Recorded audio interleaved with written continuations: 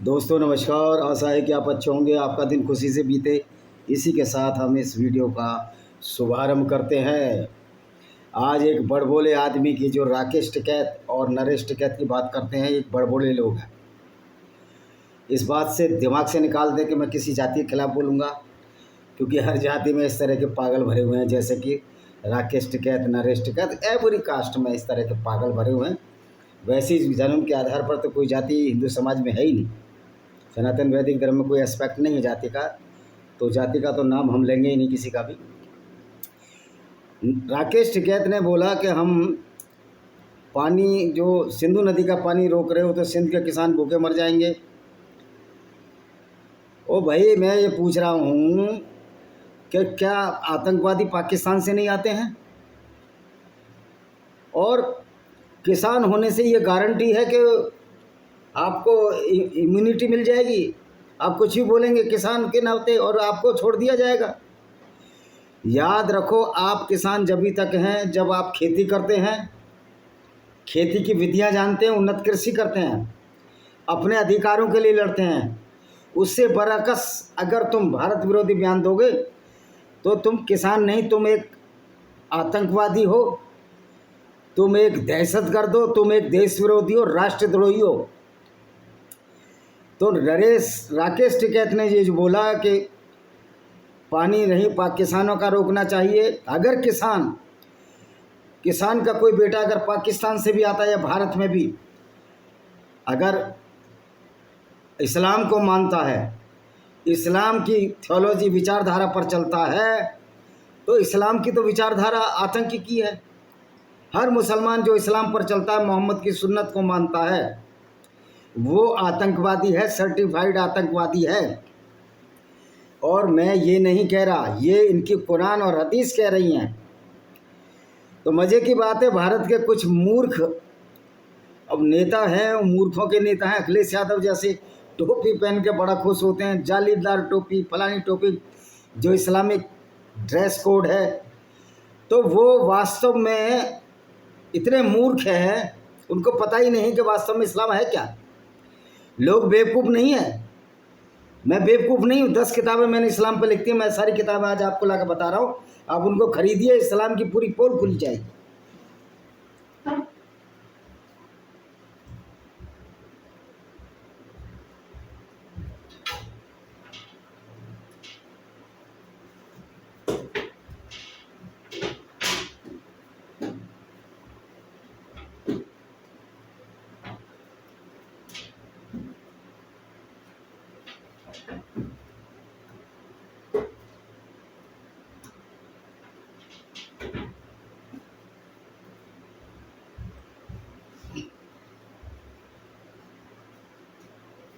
हाँ जी, अब बताते हैं। चलो भाई, चश्मा कहाँ रख दिया हमने अपना।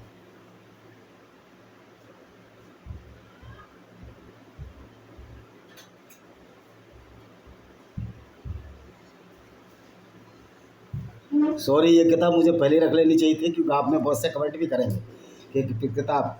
तो ये लॉस्ट पैराडाइज कश्मीर है।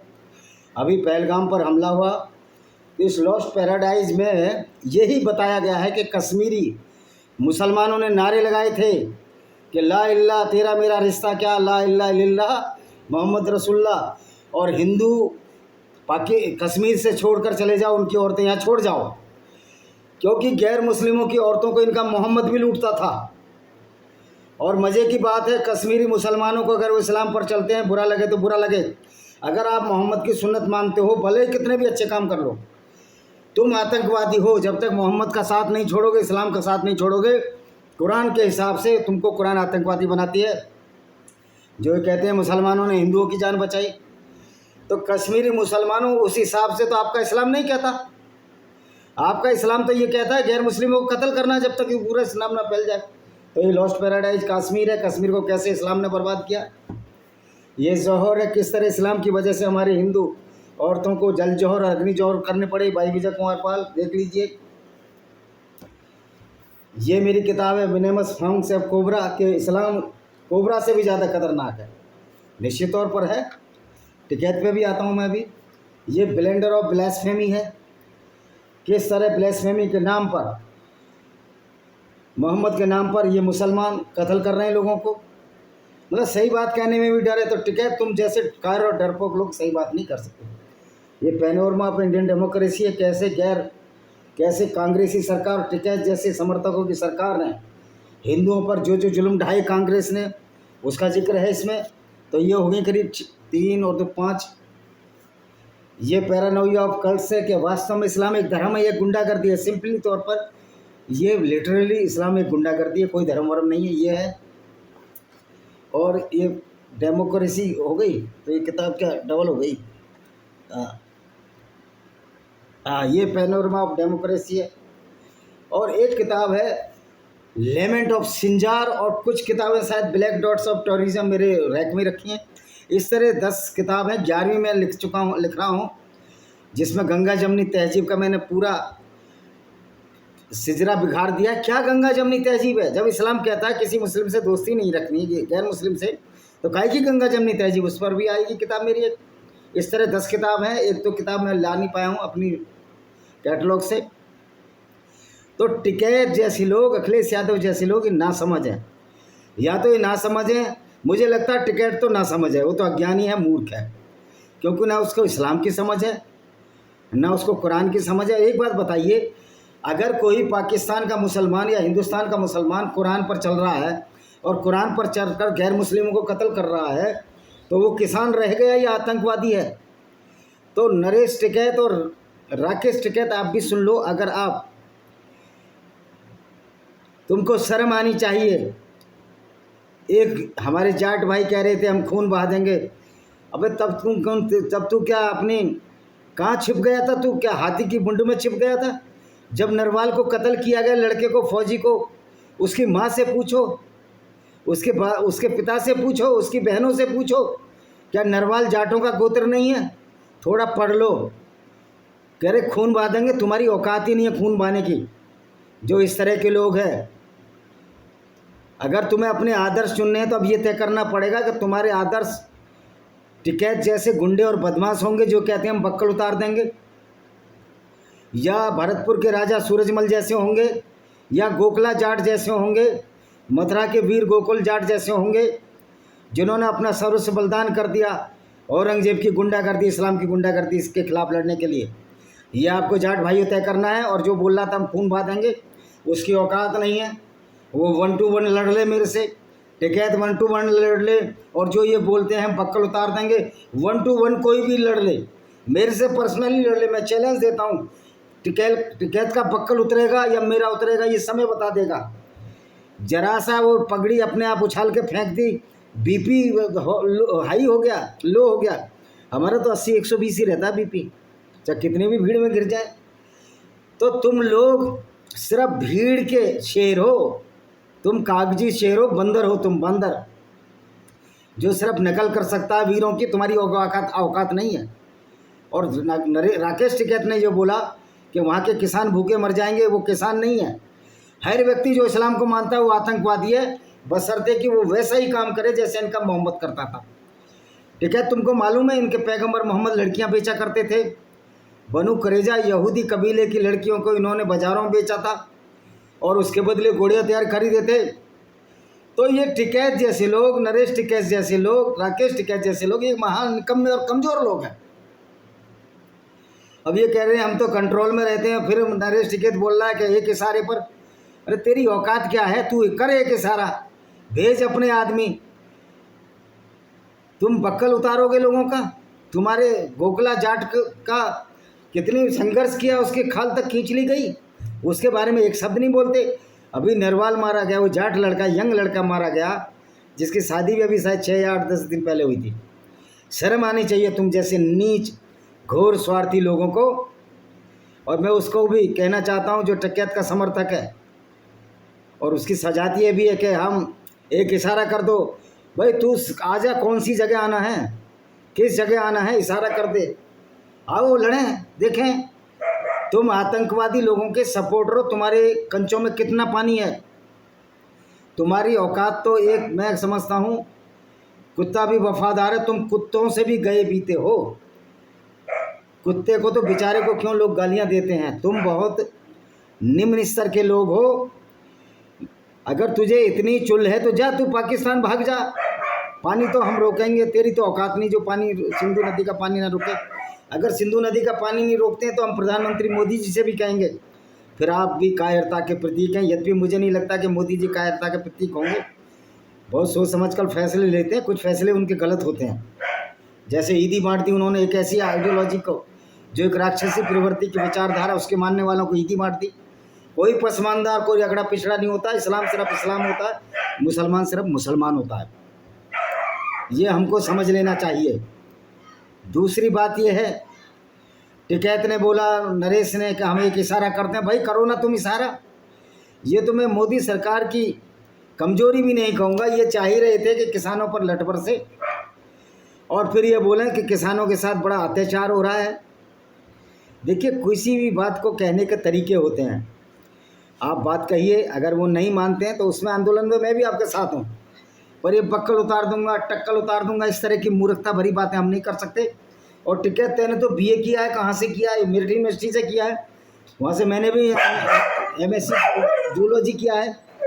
तो फिर इतनी पागलपन की बात तेरे अंदर कहाँ से आ गई? मुझे लगता है वैसे भी मेरिट यूनिवर्सिटी में तो नकल चलती थी, आर्ट साइड के लोग तो चाकू रख कर नकल करते थे। और मुझे इस बात का हमेशा से दुख रहा है कि मैं ऐसी यूनिवर्सिटी में पढ़ा जहाँ के लोग चाकू रख कर नकल करते थे और उसमें तेरे सजातीय ही ज़्यादा होते थे। ये जो नकली वकीलों की फौज खड़ी है आज, उसमें तेरे ही लोग बहुत थे। तो मैं ये कहना चाहता हूँ कि हम लोगों को अपने आदर्श कोतवाल उमराव सिंह जैसे, रामकली गुजर जैसे चुनने पड़ेंगे, या वो उस तरह के लोग जो हरकतें गुंडे बदमाशों की करते हैं, नीच प्रवृत्ति के लोगों की तरह करते हैं, ये चुनने पड़ेंगे, हमको तय करना है। और जो व्यक्ति जाति के नाम पर, जो व्यक्ति जाति का सहारा लेता है, उससे कोई कमज़ोर और नीच प्रवृत्ति का आदमी नहीं है। जिस तरह असीम मुनीर ने इस्लाम का सहारा लिया, हम हिंदुओं से अलग हैं, बिल्कुल तुम अलग हो भाई। असीम मुनीर साहब, पाकिस्तान के जनरल साहब, तुम हिंदुओं से बिल्कुल अलग हो, क्योंकि हिंदुओं के राम ने लड़कियां नहीं लूटी थी, उन्होंने काफिले नहीं लूटे थे जिस तरह तुम्हारा पैगंबर लूटता था। वाकई हिंदू मुसलमानों से बिल्कुल अलग हैं, विचारधारा अलग है। जहाँ इस्लाम का अल्लाह दूसरा कत्ल करने की बात कहता है, वहाँ ये मोहम्मद दूसरों को कत्ल, वहाँ ये वसुदेव कुटुंबकम की भावना है।